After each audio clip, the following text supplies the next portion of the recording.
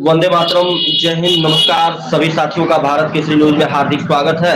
आज हम विशेष कार्यक्रम हम बनेंगे जनता की आवाज कार्यक्रम के तहत हमारे साथ जुड़ चुके हैं बड़े भाई एडवोकेट जगदम्बा प्रसाद गोस्वामी जी, जो राष्ट्रीय अध्यक्ष हैं आरएसएस युवा संघ के और अध्यक्ष हैं अंतर्राष्ट्रीय गोस्वामी महासभा के, और साथ ही साथ विधायक पद के प्रबल दावेदार हैं लंबुआ विधानसभा जो जनपद सुल्तानपुर में पड़ता है।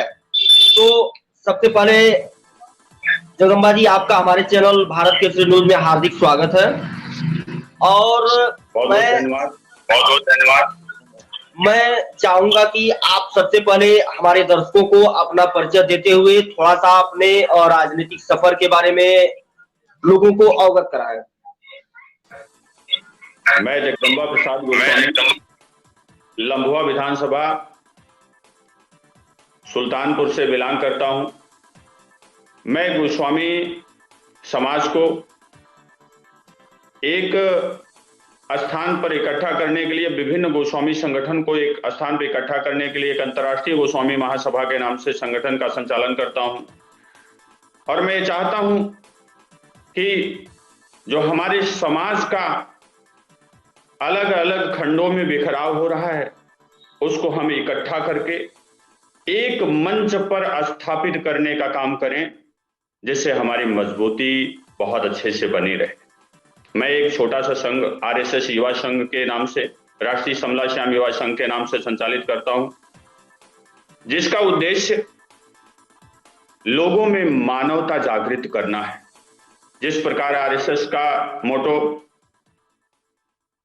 लोग हिंदुत्व है, लेकिन हिंदुत्व को कायम रखने के लिए मानवता बहुत जरूरी है। हमारे संघ का उद्देश्य लोगों में मानवता, जनता में जन जागरण करना, मानवता जागृत करना है। जब तक मानवता नहीं होगी, जब तक धर्म नहीं होगा, तब तक समाज में एक दूसरे के प्रति प्रेम की भावना जागृत नहीं। तो हमने इन दो संगठनों के माध्यम से अपने समाज को और संपूर्ण समाज को एक दूसरे में बांधे रखने का काम किया। गोस्वामी समाज हमेशा से ही विश्व के कल्याण के लिए काम करता हुआ आया है। गोस्वामी सत्य सनातन धर्म की रक्षा करने के लिए, सनातन को स्थापित करने के लिए 10 विभिन्न क्षेत्रों में लोगों को जागृत करने का काम किए। इसीलिए इनको 10 नामी के रूप में भी जाना जाता है।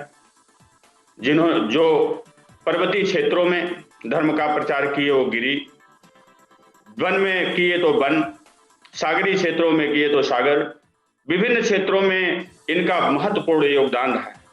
लेकिन आज का जो समय है, हमारा ये सर्वोच्च सनातन धर्म के रक्षक आज समाज में उपेक्षित होते जा रहे हैं। तो हमें अपने आप को स्थापित करने की जरूरत है। इसका हमने बीड़ा उठाया है और मैं बहुत बहुत धन्यवाद देना चाहता हूं अपने गोस्वामी बंधुओं का, जो विभिन्न संगठन को बनाकर इनको ताकत देने का काम कर रहे हैं, इन्हें स्थापित करने का काम कर रहे हैं, लेकिन अलग अलग बंटकर, जैसे एक एक लोगों की जो ताकत है उसको इकट्ठा करने की जरूरत है। उन्हें एक मंच पे लाने की जरूरत है। हमारे सभी गोस्वामी संगठन अगर एक मंच पे हो जा रहे हैं, एक निश्चित स्थान पर स्थापित हो जा रहे हैं, तो निश्चित ही जिस प्रकार विषम परिस्थितियों में हम धर्म की रक्षा करते आए हैं, उसी प्रकार हम पुनः सनातन धर्म की रक्षा करने के लिए तत्पर हो जाएंगे। मेरा सभी गोस्वामी बंधुओं से आग्रह है, सभी संगठनों के संचालकों से आग्रह है कि वो एक मंच पर स्थापित हों, चूंकि हमारे विचार एक हैं। हमारा विचार सत्य सनातन को, सनातन धर्म को, आदि गुरु शंकराचार्य के उद्देश्य को आगे बढ़ विश्व में सनातन स्थापित करना है। और ये हम सभी का जब उद्देश्य एक है तो हमें एक साथ रह के काम करने की आवश्यकता है। तो बहुत बहुत धन्यवाद आपका भी मैं करता हूं, क्योंकि आपने इस मुहिम को आगे बढ़ाने का, इसमें जान फूंकने का काम किया है। और आपका भी उद्देश्य यही रहा है कि हम सभी छोटे छोटे भागों में बढ़कर जो प्रयास कर रहे हैं, यदि यह प्रयास एक साथ होकर किया जाए तो शायद ही हमारे गोस्वामी समाज का और संपूर्ण समाज का संपूर्ण कल्याण होगा। निश्चय ही भारत विश्व गुरु बनने में, जिस प्रकार इतनी विषम परिस्थितियों में 1000 वर्ष गुलाम रहने के बाद भी हमारा भारत, हमारा सत्य सनातन धर्म आज भी जिंदा है।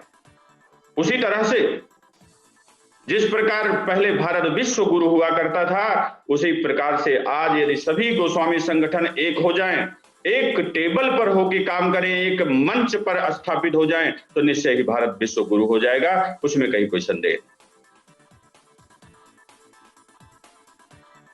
बिल्कुल, आपने जो अभी कहा कि जो तमाम प्रकार के संगठन बना करके लोग एक दूसरे को बांटने का काम कर रहे हैं, एक दूसरे को लड़ाने का काम कर रहे हैं, वाकई में ये सही है। मैंने कल भी हमारा कल एक डिबेट हुआ था, मतलब इंटरव्यू हुआ था अयोध्यापुरी गोस्वामी जी से, तो वीरेंद्र अयोध्यापुरी जी से, तो हमने उनसे ये बात रखी थी और आपने आज खुद अपने मुखार बिंदुओं से कहा। लेकिन अगर बात की जाए यूपी चुनाव को लेकर के, जो आज के डेट में विधानसभा की चुनावों की सरगर्मियां तेज हो गई हैं, इसमें अगर देखा जाए तो कहीं न कहीं गोस्वामी समाज के अंदर एक आवाज उठ रही है कि जो भी पार्टी हमारे समाज के व्यक्ति को टिकट देता है, हम उसी का सपोर्ट करेंगे। तो इस पे आप क्या प्रतिक्रिया, जो उनके द्वारा आवाज उठाई जा रही है, क्या लगता है कि वो सच सही रास्ते पे चल रहे हैं या फिर भटक गए हैं? थोड़ा सा अपनी प्रतिक्रिया इस पे दें।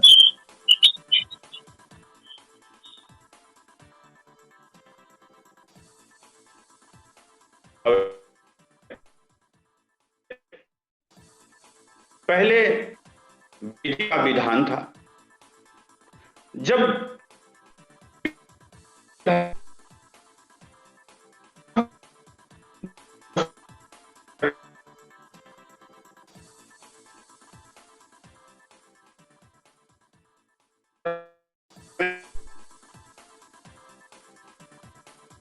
आज जब संविधान है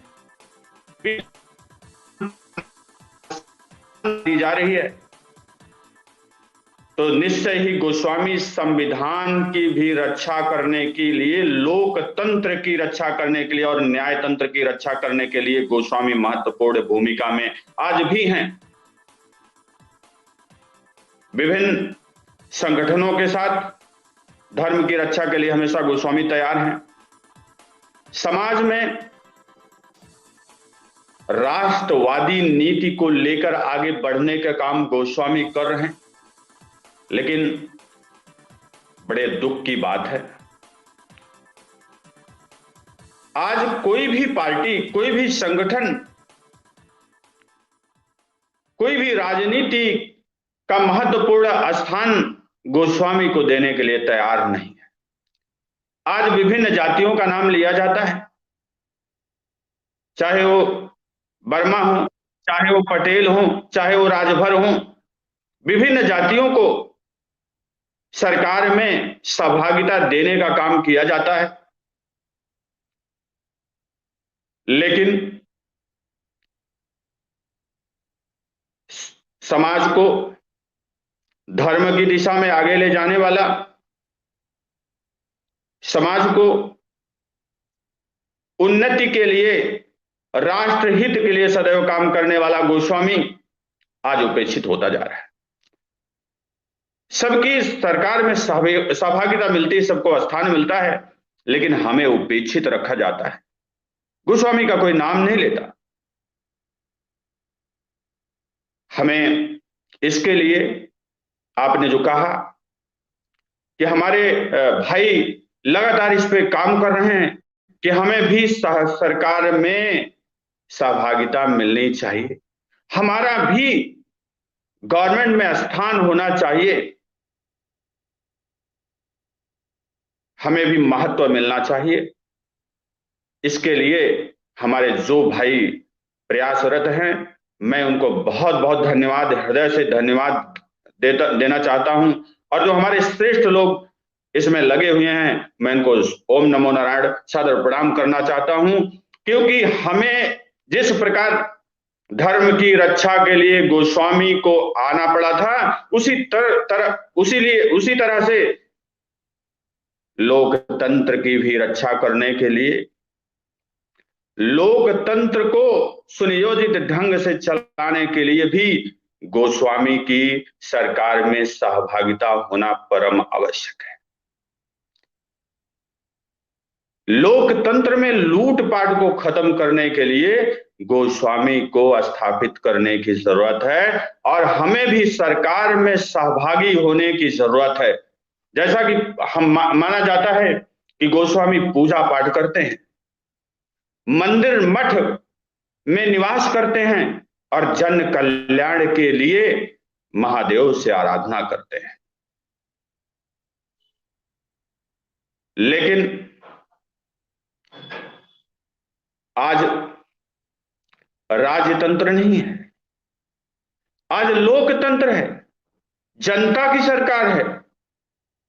तो हमें जनता के हित के महत्व, जिस प्रकार धर्म की रक्षा के लिए हम लोगों ने अपने सब कुछ को त्याग कर, अपने सर्वस्व को न्यौछावर करके यहां तक कि भोलेनाथ की आराधना, जबकि उन्होंने कहा था जो हमारी पूजा करेगा उसका हम नुकसान करेंगे, उसको ध्यान में न रखते हुए जन कल्याण के लिए महादेव से लगातार हम लोग आराधना करते हुए आए हैं।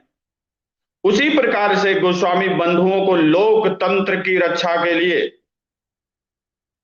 आगे आकर लोकतंत्र की रक्षा के लिए महत्वपूर्ण कदम उठाकर सरकार में सहभागिता लेने की आवश्यकता है। कहीं ना कहीं से लोकतंत्र प्रभावित हो रहा है, उसकी रक्षा करने की आवश्यकता है। हमें राज भोगने की आवश्यकता नहीं, हमने हमेशा राज का त्याग किया है। गोस्वामी बंधुओं ने धर्म की रक्षा के लिए अपने सुख का त्याग किया है। मैं फिर से गदगद हृदय से उनको धन्यवाद देता हूं और अपने आदि गुरु शंकराचार्य को के श्री चरणों में सादर प्रणाम करता हूं कि उन्होंने स्वयं त्याग करते हुए धर्म की रक्षा के लिए गोस्वामी बंधुओं का आह्वान किया और धर्म को स्थापित करने का काम किया। आज अगर सनातन धर्म बचा हुआ है तो केवल उन आदि गुरु शंकराचार्य की कृपा से बचा हुआ है। मुझे गर्व है उन पर कि उन्होंने आगे आकर गोस्वामी बंधुओं का आह्वान करके धर्म की रक्षा करने का काम किया है। और आज भी आवश्यकता है। मैं अपने गोस्वामी बंधुओं से सादर निवेदन करता हूं, हाथ जोड़कर प्रार्थना करता हूं कि विभिन्न छोटे छोटे संगठनों को संचालित करने के बजाय एक मंच पर सभी संगठन के जो अध्यक्ष हैं, जो राष्ट्रीय अध्यक्ष हैं, जो अंतरराष्ट्रीय अध्यक्ष हैं, मैं उनसे सादर निवेदन करता हूं कि एक मंच पर सभी अध्यक्ष को इकट्ठा होने की जरूरत है। सभी देवतुल्य महान भावों को एक मंच पर इकट्ठा होने की जरूरत है और अपनी ताकत को प्रदर्शित करने की जरूरत है। हमें अपनी ताकत को दिखाने की जरूरत है और अपने को लोकतंत्र के महत्वपूर्ण स्थान पर स्थापित करने की जरूरत है।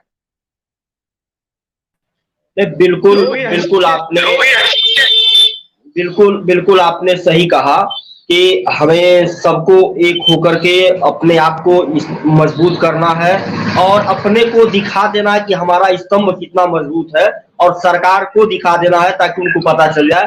बिल्कुल आपने सत्य कहा, लेकिन एक आखिरी सवाल हमारा आपसे रहेगा कि आप लंबुआ विधानसभा में प्रबल दावेदार के रूप में माने जा रहे हैं और विधायकी के लिए आप बराबर डोर टू डोर लोगों के पास जा रहे हैं, उनके दुखों को समझ रहे हैं, उनका मदद कर रहे हैं हर संभव। तो क्या उम्मीद जताई जाए कि भारतीय जनता पार्टी का शीर्ष नेतृत्व आपको टिकट देगा? अगर मान लीजिए आपको टिकट देता है तो बहुत अच्छी बात है, गर्व की बात है और हमारा समाज उनको सपोर्ट करेगा। लेकिन अगर टिकट न मिलता है तो इसके बाद क्या मतलब बैकग्राउंड रहेगा, क्या करेंगे? क्या पार्टी को सपोर्ट करेंगे या फिर निर्दल चुनाव मैदान में आएंगे? देखिए, मेरा उद्देश्य पवित्र है। लंबुआ विधानसभा में आदि गंगा गोमती माता के आंचल में उपस्थित धोपाप धाम के विभिन्न स्थान विलुप्त होने की कगार पर है। 4 प्रमुख स्थान है धोपाप धाम में, जहां भगवान श्री राम ने दीपक जलाकर आदि शिव ज्योति रूप सदाशिव को आपका आवाहन किया था और पूजन किया था। दूसरा स्थान जहां भगवान श्री राम ने चरण धुले थे, जमदग्नि कुंड के नाम से जाना जाता है। तीसरा स्थान जहां भगवान श्री राम ने स्नान किया था, धोपाप धाम। और चौथा स्थान जहां भगवान श्री राम ने धनुष धोया था। मैं पिछले 10 सालों से लगातार इन चारों स्थानों को विकसित करने का, जो कि विलुप्त हो चुका है, उसे विकसित करने का लगातार निरंतर प्रयास कर रहा हूं। और इस जमदग्नि ऋषि आश्रम समलाश्याम मठ के नाम से एक ट्रस्ट स्थापित करके उस पवित्र ट्रस्ट के लिए अपनी आय और दान चंदे से जमीन का खरीद रहा हूं। लगातार मैंने इस ट्रस्ट को कायम करने का, इस क्षेत्र के विकास का काम किया है। क्षेत्र में मैंने लगातार 10 नल लगवाने का काम करता हूं। आज विधायक होते कहते नल खत्म हो गया, लेकिन मैंने निरंतर 10 नल लगवाने का काम किया प्रतिवर्ष। क्षेत्र में विकास के लिए विभिन्न स्थानों पर जाकर लोगों की, जनता की सेवा करने का काम किया है। जनता ने मेरा आह्वान किया है। जनता को इस क्षेत्र के विकास के, पिछले जब से आजादी हुई तब से आज तक कोई गोसाई यहां पर चुनाव नहीं लड़ा। पहली बार कोई गोसाई चुनाव लड़ रहा है क्षेत्र में आज है। और हमारे बेल्ट की बात करते हैं, उत्तरी बेल्ट की, जहां पे मैं निवास करता हूं, जहां आदि गंगा गोमती के आंचल में, पवित्र आंचल में धोपाप धाम स्थित है, वहां पर अभी तक कोई विधानसभा लड़ने के लिए तैयार नहीं। क्षेत्र में एक उम्मीद है, क्षेत्र में एक आशा है कि जगदम्बा गोसाई इस बार आ रहा है, मेरे उत्तरी बेल्ट का बेटा आ रहा है। क्षेत्र की जनता में एक उम्मीद सी जगी हुई और लोग एक तरफा वोट देने के लिए तैयार हैं। रही बात पार्टी से चुनाव लड़ने की, मैंने पार्टी की पिछले 10 सालों से लगातार सेवा की और निस्वार्थ भाव से सेवा की। इसलिए नहीं कि मैं चुनाव लड़ूंगा, मैं अपने क्षेत्र के विकास के लिए चुनाव लड़ा। पिछले बार भारतीय जनता पार्टी की सरकार रही, उसके पहले समाजवादी की सरकार रही, उसके पहले बसपा की, बहुजन समाजवादी की सरकार रही, लेकिन मेरा क्षेत्र विकास से छूटा रहा। इतना पवित्र धाम जहां भगवान श्री राम के ब्रह्म हत्या का पाप छूटा हुआ था, यह धोपाप धाम विकास से छूटा रहता है। इसी मुहिम को आगे बढ़ाने के लिए मैंने संकल्प लिया कि मुझे चुनाव लड़ना है। यदि भारतीय जनता पार्टी, क्योंकि हमारी भावना से जुड़ी हुई, हम लोग राष्ट्रवादी हैं, क्योंकि पूरा गोसाई समाज राष्ट्र हित में काम करता है, धर्म हित में काम करता है। कुछ राष्ट्र हित की सोच रखने वाली भारतीय जनता पार्टी को हम सम्मान करते हैं और उसमें जुड़े रहते हैं। उनका सहयोग करते हैं। मैं चाहता हूं कि भारतीय जनता पार्टी मुझे एक अवसर दे। यदि भारतीय जनता पार्टी नहीं भी देती है तो जगदम्बा गोसाई के पास 20 से 25 हजार परिवार जुड़े हुए हैं और हमारे यहाँ का गोसाई समाज पूरी तरह से मुझसे जुड़ा हुआ है। वो ये कह रहा है कि भैया आप भारतीय जनता पार्टी यदि टिकट नहीं देती तो आप निर्दल लड़ेंगे, हम लोग पूरी तरह से आपका सहयोग करेंगे और निश्चय ही आपको जीत दिलाने का काम करेंगे। तो मेरे समाज का आह्वान है, मेरे शुभेच्छुओं का आह्वान है, मेरे समर्थकों का आह्वान है कि आपको टिकट मिले ना मिले, टिकट मायने नहीं रखता, आपको हम जीत दिलाने का काम करेंगे। और लगभग 20,000 परिवार मुझसे इतने क्लोजली जुड़े हुए हैं कि वो अपने परिवार का वोट मुझे देने का काम करें। यही नहीं, मेरे ही समाज में, पूरे क्षेत्र में मेरी इतना वो है कि एक वोट 1.25 लाख परिवार हमारे यहाँ हैं। प्रत्येक परिवार से एक वोट गोस्वामी के लिए देने में कोई कतराएंगे? कोई किसी का समर्थक है, मैं कहता हूँ बसपा, सपा, कांग्रेस के समर्थक भी अपने परिवार से मुझे एक वोट देने का काम करें। इसलिए जगदम्बा गोसाई, चाहे भारतीय जनता पार्टी देती है टिकट या नहीं देती है, फिर भी जगदम्बा गोसाई को अपने क्षेत्र के विकास के लिए चुनाव लड़ने की आवश्यकता है। यहाँ पर जन सेवक बनकर इस क्षेत्र का विकास करने की आवश्यकता है और मैं निश्चय ही उनकी उम्मीदों पर खरा उतरूंगा। चलिए, बहुत बहुत धन्यवाद। आपने अपना कीमती समय हमें दिया और आपने बताया कि टिकट मिले या ना मिले, लेकिन आप अपने समर्थकों को निराश नहीं करेंगे, अपने लोगों को निराश नहीं करेंगे और आप चुनाव मैदान में डटेंगे और चुनाव लड़ेंगे और चुनाव जीतेंगे भी। तो बहुत अच्छा लगा आपसे बात करके और तब तक के लिए हम आपसे विदा चाहेंगे। फिर हम अगले हफ्ते आपसे मिलेंगे और तब तक के लिए नमस्कार।